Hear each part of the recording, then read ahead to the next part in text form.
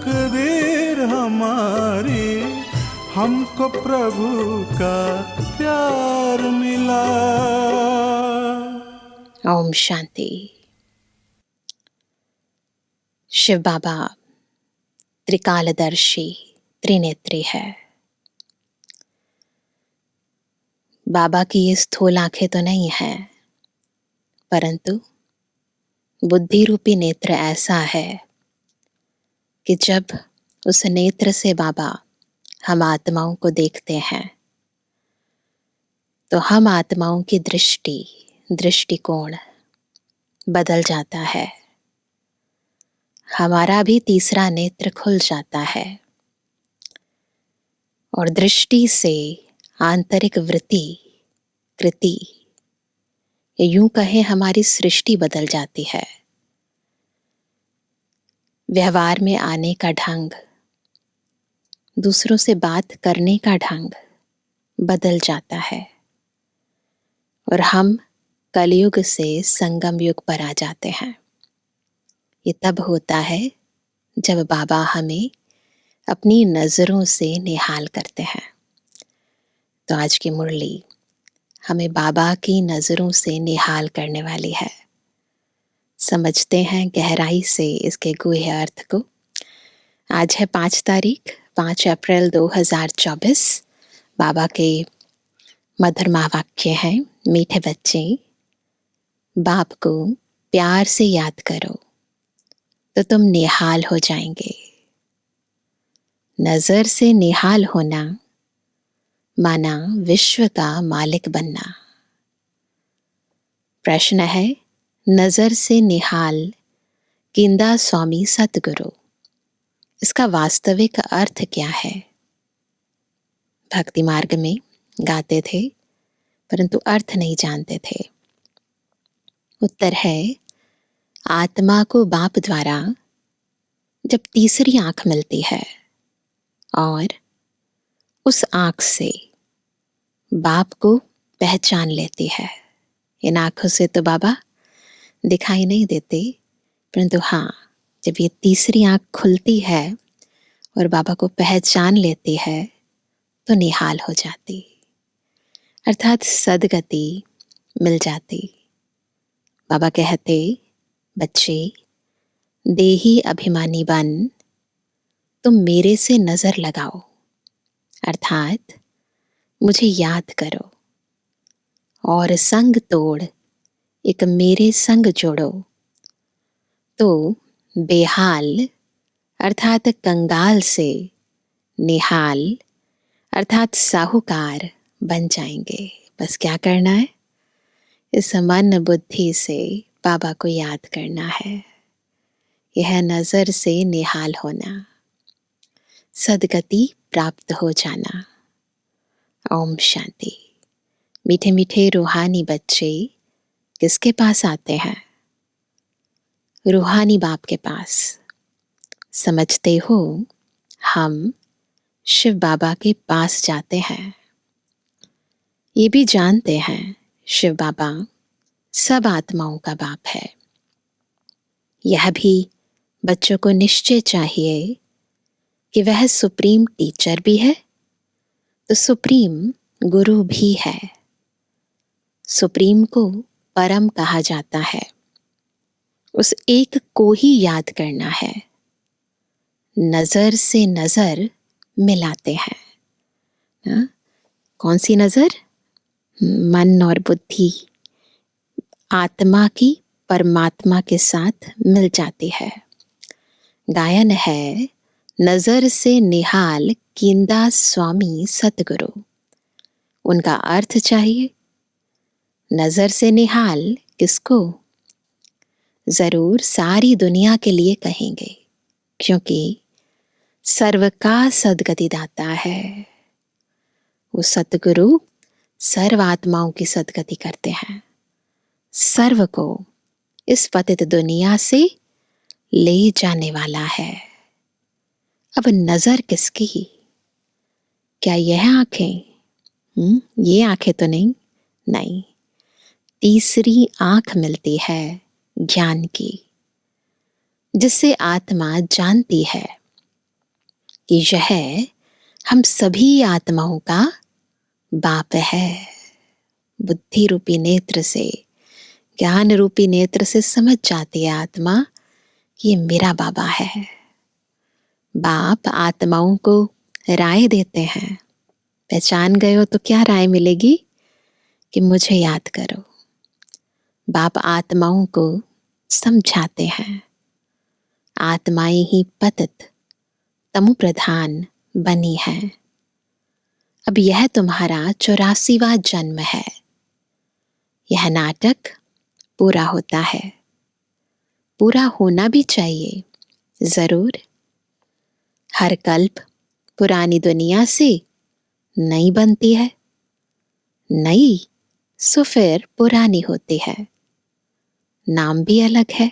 नई दुनिया, पुरानी दुनिया, अलग अलग नाम है। नई दुनिया का क्या नाम है? कितने सारे नाम है नई दुनिया के। नई दुनिया का नाम है सतयुग। बाप ने समझाया है पहले, समझाया है, बुद्धि रूपी नेत्र से समझ गए हैं कि पहले तुम सतयुग में थे, फिर पुनर्जन्म लेते 84 जन्म बिताए। अब तुम्हारी आत्मा तमु प्रधान बन गई है। अब ये सब हम बुद्धि रूपी नेत्र से देखते हैं, अंदर समझ जाते हैं। बाप को याद करेंगे तो निहाल हो जाएंगे, फिर से सतु प्रधान बन जाएंगे। बाप सम्मुख कहते हैं, मुझे याद करो। मैं कौन? परम पिता परमात्मा। बाप कहते हैं, बच्चे देही अभिमानी बनो। देह अभिमानी नहीं बनो, आत्म अभिमानी बन। तुम मेरे से नजर लगाओ, सोल कॉन्शियस हो जाएं और फिर बाबा को याद करें तो तुम निहाल हो जाएंगे। बाप को याद करते रहो, इसमें कोई तकलीफ नहीं। फिजिकली कुछ नहीं करना है। आत्मा ही पढ़ती है, पाठ बजाती है। कितनी छोटी है। जब यहाँ आते हैं तो 84 जन्मों का पाठ बजाते हैं ना। इस सृष्टि में आती है आत्मा, फिर 84 जन्मों का पाठ बजाती है, फिर वही पाठ रिपीट करना है। 84 जन्मों का पाठ बजाते आत्मा पतित बन पड़ी है। अब आत्मा में कुछ भी दम नहीं रहा है। अब आत्मा निहाल नहीं, क्या हो गई है? बेहाल, अर्थात कंगाल है। अंदर से आत्मा खाली है ना, बिल्कुल शक्तिहीन है। फिर निहाल कैसे बने? यह अक्षर भक्ति मार्ग के हैं, कंगाल और निहाल, जिस पर बाप समझाते हैं।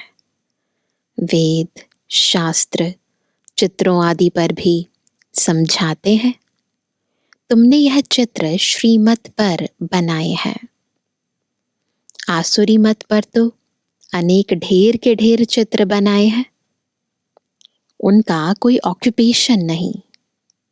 यहाँ तो बाप आकर बच्चों को पढ़ाते हैं। भगवान वाच है तो उनकी नॉलेज हो गई। स्टूडेंट जानते हैं यह फलाना टीचर है।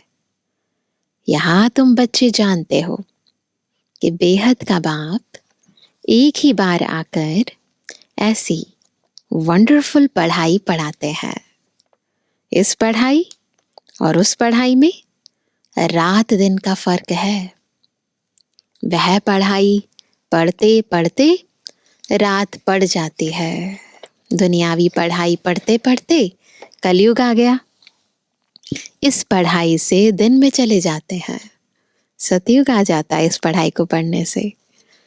वह पढ़ाइयाँ तो जन्म जन्मांतर पढ़ते आए।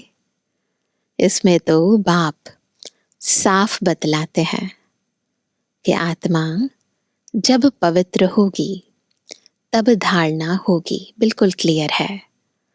कहते हैं शेरनी का दूध सोने के बर्तन में ही ठहरता है।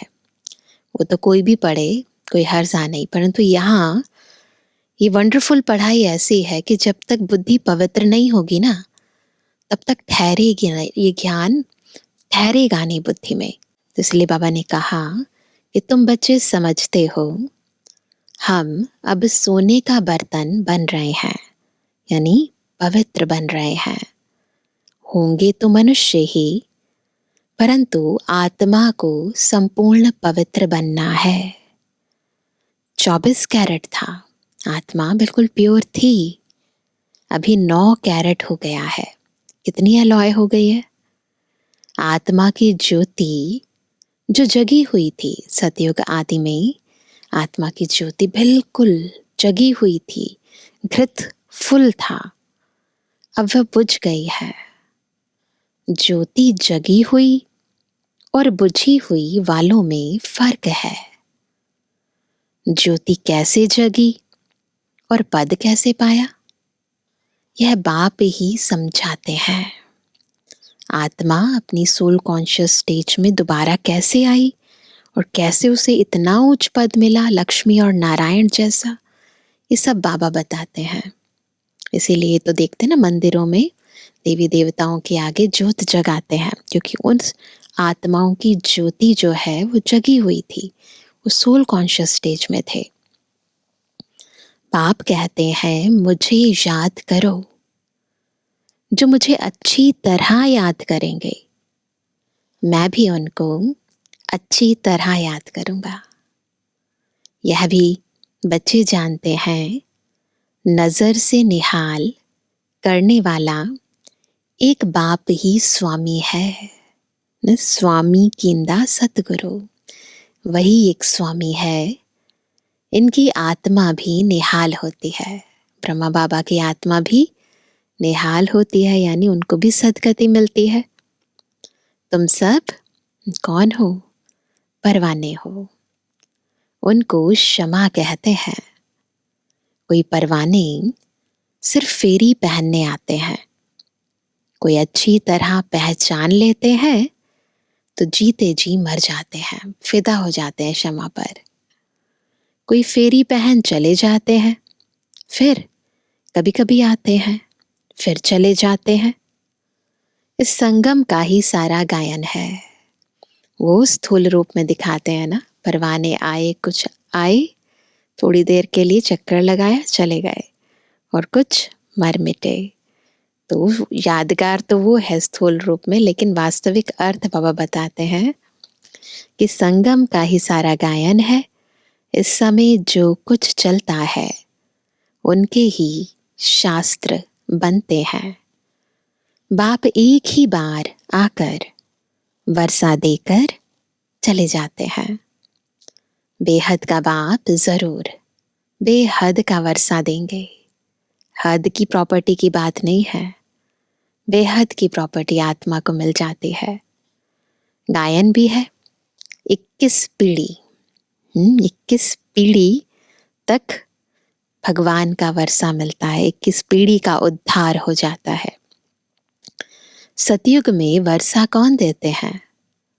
भगवान रचयिता ही आधा कल्प के लिए वर्षा देते हैं रचना को। तो जो कुछ भी प्राप्ति होगी हमें 21 जन्मों में, उसका आधार है संगम युग का पुरुषार्थ। तो बाबा कहते हैं कि भगवान रचयिता ही आधा कल्प के लिए वर्षा देते हैं रचना को। याद भी सब उनको करते हैं। वो बाप भी है तो टीचर भी है, स्वामी सतगुरु भी है। भल तुम और किसको भी स्वामी सतगुरु कहते होंगे, परंतु सत्य एक ही बाप है। ट्रुथ हमेशा ही बाप को कहा जाता है। कहते हैं ना, God is truth, truth is God. वह ट्रुथ क्या आकर करते हैं? वही पुरानी दुनिया को सचखंड बना देते हैं। ट्रुथ आते हैं सृष्टि पर और इस सृष्टि को ही सचखंड बना देते हैं। सचखंड के लिए हम पुरुषार्थ कर रहे हैं। जब सचखंड था तो और सब खंड नहीं थे, इतनी सारी कंट्रीज नहीं थी, ये सब पीछे आते हैं। सचखंड का किसको भी पता नहीं, बाकी जो अब खंड हैं उनका तो सबको मालूम है, अपने अपने धर्म स्थापक को जानते हैं। बाकी सूर्यवंशी, चंद्रवंशी और इस संगम युगी ब्राह्मण कुल को कोई जानते नहीं है, ये हम जानते हैं। प्रजापिता ब्रह्मा को मानते हैं, कहते हैं हम ब्राह्मण ब्रह्मा की औलाद है, परंतु वह है कुख वंशावली, तुम हो मुख वंशावली। वो तो कुख वंशावली ब्राह्मण है, लौकिक ब्राह्मण, क्योंकि जन्म हुआ है ब्राह्मण कुल में। हम है मुख वंशावली ब्राह्मण, पवित्र ब्राह्मण। वह है अपवित्र, तुम मुख वंशावली हो पवित्र। तुम मुख वंशावली बन फिर छी दुनिया रावण राज्य में चले जाते हो। बाबा कहते हैं हम क्या करते हैं, पहले मुखवंशावली ब्राह्मण बनते हैं, उसके बाद फिर छी दुनिया रावण राज्य में चले जाते हो। वहां रावण राज्य होता नहीं, अब तुम चलते हो नई दुनिया में। बाबा कहते हैं उनको कहते हैं वॉइसलेस वर्ल्ड। हम ब्राह्मण कहाँ जाते हैं, वॉइसलेस वर्ल्ड के अंदर, पवित्र दुनिया में। वर्ल्ड ही नई और पुरानी होती है, कैसे होती है ये भी तुम जान गए हो, दूसरा तो कोई की बुद्धि में नहीं है। लाखों वर्ष की बात को कोई जान भी ना सके। जब कह दिया कि सतयुग लाखों वर्ष का है तो फिर कोई सोचेगा भी नहीं कि अब उसके बारे में हम जानने की कोशिश करें। इतनी पुरानी बात को जानना तो बड़ा ही कठिन हो जाता है। यह तो थोड़े समय की बात है। ये बाप बैठ बच्चों को समझाते हैं। बाप कहते हैं मैं आता ही तब हूं जब खास भारत में धर्म ग्लानि होती है। लिखा है ना, यदा यदा ही धर्मस्य ग्लानिर्भवति भारत। दूसरी जगह तो किसको पता ही नहीं कि निराकार परमात्मा क्या चीज है। बड़ा बड़ा लिंग बनाकर रख दिया है, बच्चों को समझाया है आत्मा का साइज कभी छोटा बड़ा नहीं होता है। जैसे आत्मा अविनाशी है, वैसे बाप भी अविनाशी है। वो है सुप्रीम आत्मा। सुप्रीम माना वह सदैव पवित्र और निर्विकारी है। बाबा सुप्रीम का भी अर्थ बहुत ही गहराई से बताते हैं कि बाबा सदा ही पवित्र है और सदा निर्विकारी है। तुम आत्माएं भी निर्विकारी थे, दुनिया भी निर्विकारी थी। सतयुग में उनको कहा ही जाता है संपूर्ण निर्विकारी। नई दुनिया जरूर पुरानी दुनिया होती है, कला कम होती जाती है। 2 कला कम चंद्रवंशी राज्य था, फिर दुनिया पुरानी बनती जाती है। पीछे और खंड आते जाते हैं, उनको कहा जाता है बाय प्लॉट, परंतु मिक्सअप हो जाते हैं न, सब चीजें बिल्कुल मिक्सअप हो जाते हैं। ड्रामा प्लान अनुसार जो कुछ होता है वह फिर रिपीट होगा। बाबा सारा सृष्टि चक्र हमारी बुद्धि में घुमा देते हैं। पहले हम कैसे थे, फिर कैसे परिवर्तन हुआ सृष्टि के अंदर और आत्मा की क्वालिटी के अंदर। बाबा ने कहा कि जैसे बौद्धियों का कोई बड़ा आया, कितनों को बौद्ध धर्म में ले गया, धर्म को बदला दिया। हिंदुओं ने अपना धर्म आप ही बदला है, क्योंकि कर्म भ्रष्ट होने से धर्म भ्रष्ट भी हो पड़े हैं। वाम मार्ग में चले गए हैं। जो हिंदू तो कोई धर्म नहीं है, परंतु जो हमारा आदि सनातन देवी देवता धर्म था, पवित्र धर्म था, तो पवित्रता ही जब खंडित हो जाती है, जो मुख्य धारणा है, वाम मार्ग में चले जाते हैं, तो फिर धर्म भ्रष्ट हो जाता है और फिर दूसरे धर्मों में भी कन्वर्ट हो जाते हैं। तो बाबा कहते हैं वाम मार्ग में चले गए हैं।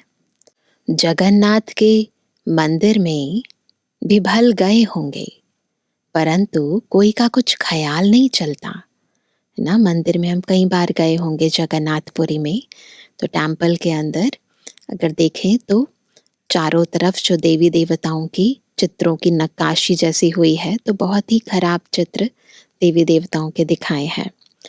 तो जैसे वाम मार्ग में जब चले जाते हैं तब के चित्र, तो बाबा कहते हैं कि जगन्नाथ के मंदिर में भल गए होंगे, परंतु कोई का कुछ ख्याल नहीं चलता। खुद विकारी है तो उन्हों को भी विकारी दिखा दिया है। यह नहीं समझते कि देवताएं जब वाम मार्ग में गए हैं तब ऐसे बने हैं।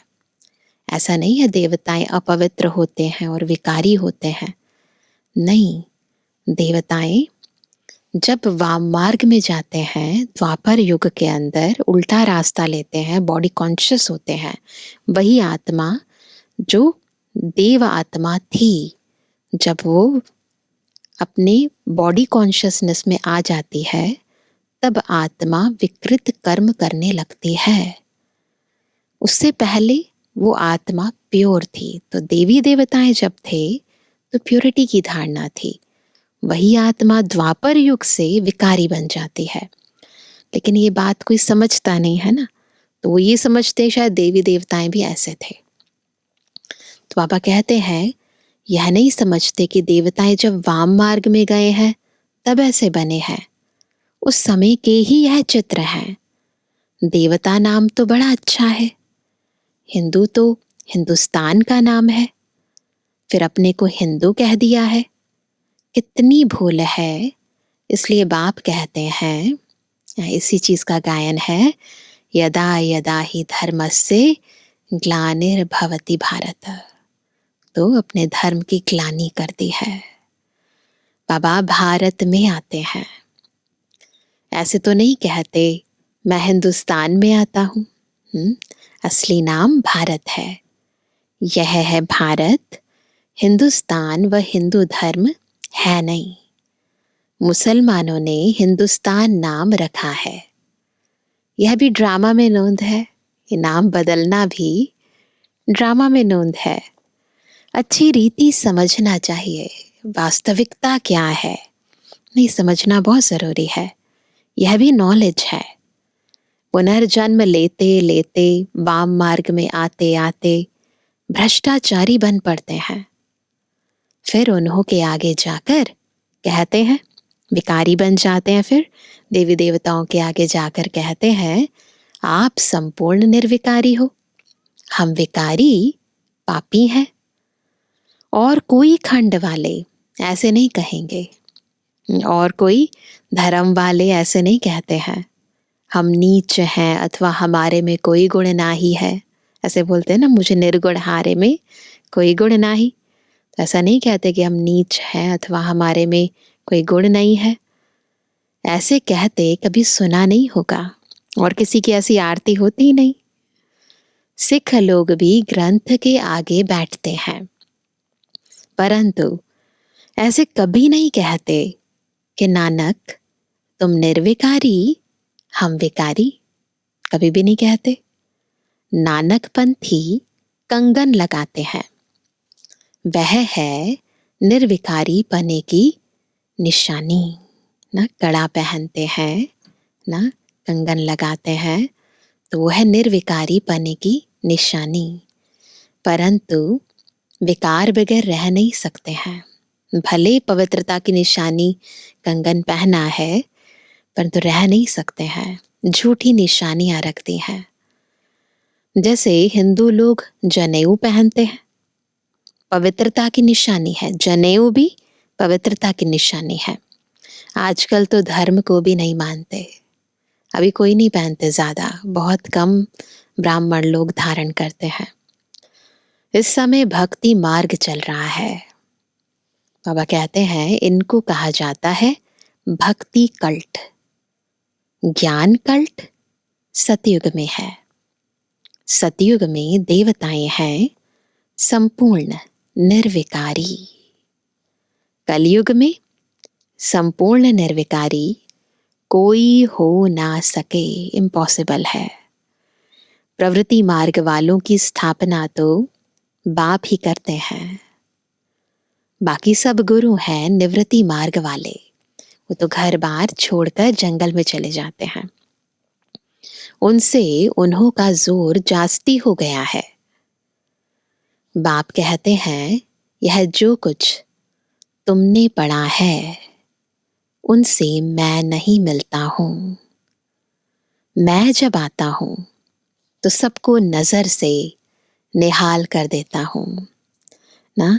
कोई जंगल में जाने से, गुफाओं में तपस्या करने से, सब कुछ छोड़ देने से, शास्त्र कंठ करने से बाबा नहीं मिलते ना। बाबा तो बहुत ही साधारण रीति आते हैं संगम के समय पर। बस बाबा को याद करो और नजर से निहाल हो जाओ। तो बाबा कहते हैं गायन भी है, नजर से निहाल कींदा स्वामी सतगुरु। यहां तुम क्यों आए हो? किस लिए आए हो? निहाल बनने, विश्व का मालिक बनने। बाप को याद करो तो निहाल बन जाएंगे। उनकी दृष्टि पड़ेगी और निहाल हो जाएंगे। ऐसे कभी नहीं कहेंगे, कभी कोई कहेंगे नहीं कि ऐसा करने से तुम यह बन जाएंगे। कोई गुरु महात्मा ऐसा नहीं कह सकता कि तुम ऐसे करो तो ये बन जाएंगे। बाप ही कहते हैं तुमको यह बनना है, लक्ष्मी नारायण बनना है।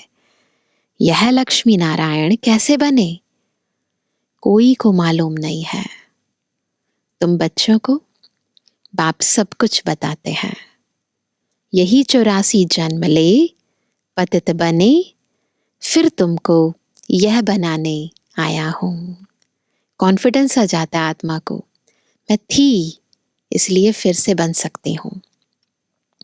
बाप अपना परिचय भी देते हैं तो नजर से निहाल भी करते हैं। परिचय देना, ज्ञान देना, नजर से निहाल, याद से आत्मा में शक्ति भर देना। यह किसके लिए कहते हैं? एक सतगुरु के लिए, कि वो हमें नजर से निहाल कर देते हैं। वह गुरु लोग तो ढेर हैं और माताएं अबलाएं हैं भोली, इनोसेंट होती हैं माताएं, बिल्कुल जैसा कहते हैं गुरु जी वैसा करती रहती हैं। तुम सब भी भोलानाथ के बच्चे हो, इनोसेंट हैं।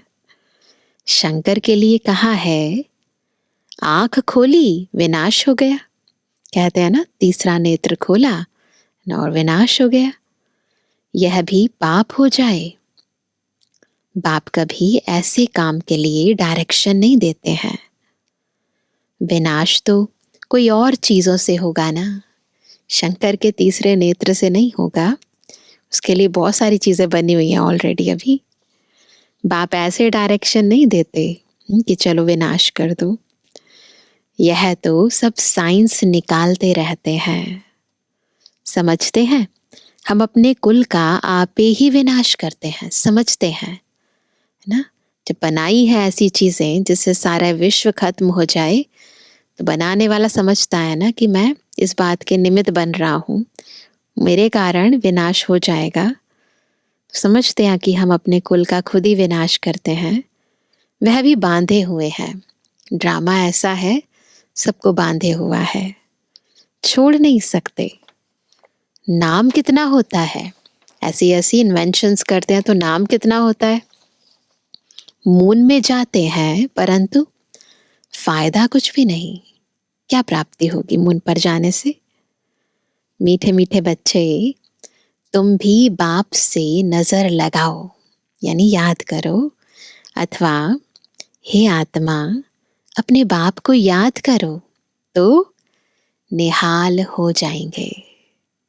बाबा कहते हैं जो मुझे याद करते हैं, मेरे लिए सर्विस करते हैं, मैं भी उनको याद करता हूँ, तो उनको बल मिलता है। तुम यहाँ सब बैठे हो, जो निहाल हो जाएंगे वही राजा बनेंगे। गायन भी है, और संग तोड़ एक संग जोड़ूं, जो ये कर पाएंगे, पुरानी दुनिया से तोड़ पाएंगे और एक से जोड़ पाएंगे, वो निहाल हो जाएंगे। एक है निराकार, आत्मा भी निराकार है। बाप कहते हैं मुझे याद करो। तुम खुद कहते हो हे पतित पावन, यह किसको कहा? पतित से पावन बनाओ किसको कहा? ब्रह्मा को, विष्णु को, शंकर को? नहीं, पतित पावन तो एक है, वह सदैव पावन ही है। उनको कहा जाता है सर्वशक्तिमान। बाप ही सृष्टि के आदि मध्य अंत की नॉलेज सुनाते हैं और सब शास्त्रों को जानते हैं। वह सन्यासी शास्त्र आदि पढ़कर टाइटल लेते हैं, अलग अलग टाइटल मिलते हैं उन्हें, श्री श्री 108 है ना, महामंडलेश्वर, अलग अलग तरह के टाइटल मिलते हैं। बाप को तो पहले ही टाइटल मिला हुआ है, उनको पढ़कर थोड़ी लेना है। नॉलेजफुल, ज्ञान का सागर वो तो बाबा ही है ना, उनको कोई ऐसा नहीं कुछ पढ़कर टाइटल मिलेगा, उनको तो पहले से ही मिला हुआ है। अच्छा मीठे मीठे सिक्के दे जवानी बच्चों पे जुबानी बाप दादा का दिल जान सिको प्रेम से नंबरवार पुरुषार्थ संसार याद कर। रूहानी बच्चों की रूहानी बाप दादा को गुड मॉर्निंग, नमस्ते नमस्ते नमस्ते। धारणा के लिए मुख्य सार पहला, क्षमा पर जीते जी मरने वाला परवाना बनना है, सिर्फ फेरी लगाने वाला नहीं। ईश्वरीय पढ़ाई को धारण करने के लिए बुद्धि को संपूर्ण पावन बनाना है। दूसरा, और सब संग तोड़ एक बाप के संग में रहना है। एक की याद से स्वयं को निहाल करना है। वरदान है दिल की महसूसता से दिलाराम की आशीर्वाद प्राप्त करने वाले स्वपरिवर्तक भव। स्वयं का परिवर्तन कब होता है? जब दिल की महसूसता से हम दिलाराम की आशीर्वाद प्राप्त करते हैं। तो स्व को परिवर्तन करने के लिए दो बातों की महसूसता सच्चे दिल से चाहिए। पहला, अपनी कमजोरी की महसूसता। दूसरा, जो परिस्थिति व व्यक्ति निमित्त बनते हैं उनकी इच्छा और उनके मन की भावना की महसूसता। परिस्थिति के पेपर के कारण को जान, स्वयं को पास होने के श्रेष्ठ स्वरूप की महसूसता हो कि स्वस्थिति श्रेष्ठ है, परिस्थिति पेपर है। यह महसूसता सहज परिवर्तन करा लेगी। जब ये महसूस होता है कि स्वस्थिति ऊंची है और परिस्थिति पेपर है, मुझे क्या करना है? अपने अंदर की स्थिति को ऊंचा करना है, तो परिस्थिति अपने आप खत्म हो जाएगी। तो ये महसूसता सहज परिवर्तन करा लेगी। और सच्चे दिल से महसूस किया तो दिलाराम की आशीर्वाद प्राप्त होगी। अंदर सच्चाई है, सफाई है, तो सच्चे दिल पर साहिब राजी हो जाएगा। स्लोगन है, वारिस वह है जो एवर रेडी बन हर कार्य में जी हजूर हाजिर कहता है। जब हम दिल से बाबा की हर बात को मानते हैं, कहते जी हाजिर हजूर, तो ऐसी आत्मा वारिस क्वालिटी की होती है, सदा एवर रेडी रहती है। हमेशा बाबा की जो भी श्रीमत है, जो भी बाबा का गाइडेंस है या जो भी बाबा हमें डायरेक्शन देते हैं उसको तुरंत अमल में लेकर आते हैं। अच्छा, आज विशेष क्या पुरुषार्थ करेंगे हम सभी? तो आज बाबा ने कहा कि जीते जी मरने वाला परवाना बनना है। तो इस मर जीवा स्थिति का अभ्यास करेंगे ना, कि हम इस देह में हैं परंतु देह से जैसे मरे हुए हैं। जब मर जाता है इंसान तो उसे न दुनिया याद होती है, न कोई संबंध याद रहता है। जो मरा हुआ इंसान है उसके लिए कहते हैं कि भगवान को प्यारा हुआ। तो तुरंत हमारा कनेक्शन बाबा से जुड़ जाए, जैसे कि हम जीते जी इस देह को और दुनिया को छोड़ चुके हैं। बिल्कुल ऐसा अभ्यास करेंगे तो एंड टाइम के अंदर हमें बहुत ही जैसी हम गति चाहते हैं वैसी हमारी गति होगी, क्योंकि जब हमें बाबा की याद होगी तो हम बाबा के देश यानी सतयुग में तुरंत पहुंच जाएंगे। लेकिन यदि कुछ भी इस दुनिया से रगे जुड़ी हुई होंगी तो फिर पुनर्जन्म इसी दुनिया में लेना पड़ेगा। इसलिए बार बार इस मर जीवा स्थिति का अभ्यास करना बहुत ज़रूरी है।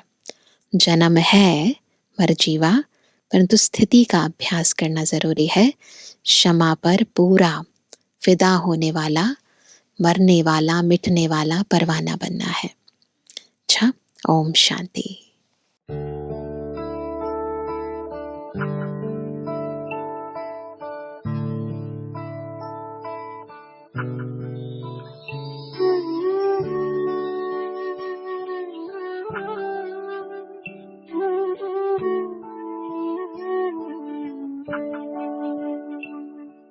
बाबा तुम कितने अच्छे हो, बाबा तुम कितने प्यारे हो। सच कहते हैं हम एक तुम ही, अपनी आँखियों के तारे हो। बाबा तुम कितने अच्छे हो, बाबा तुम कितने प्यारे हो। सच कहते हैं हम एक तुम ही, अपनी आँखियों के तारे हो। बाबा तुम कितने अच्छे हो।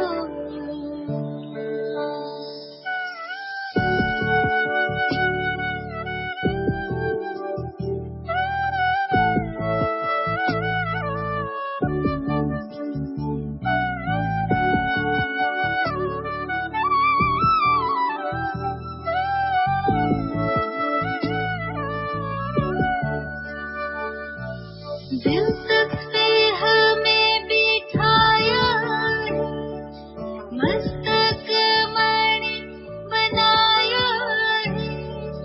गुण ज्ञान बगाने दे करके हमें सबसे धनी बनाया।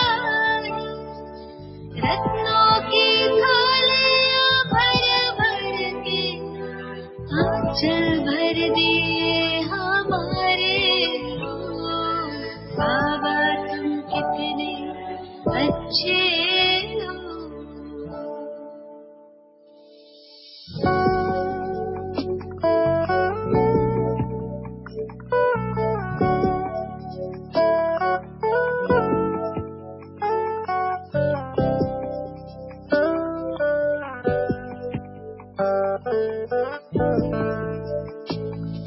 ख्यालों में ना ख्वाबों में था, यूं हमको मिल जाओगे। तुम बनके हजारों याद हमारे मन में यूं मुस्काओगे। महफिल ये मयसर दिन होंगे, हर खुशियाँ हम पर वारे हो। बाबा तुम कितने अच्छे हो।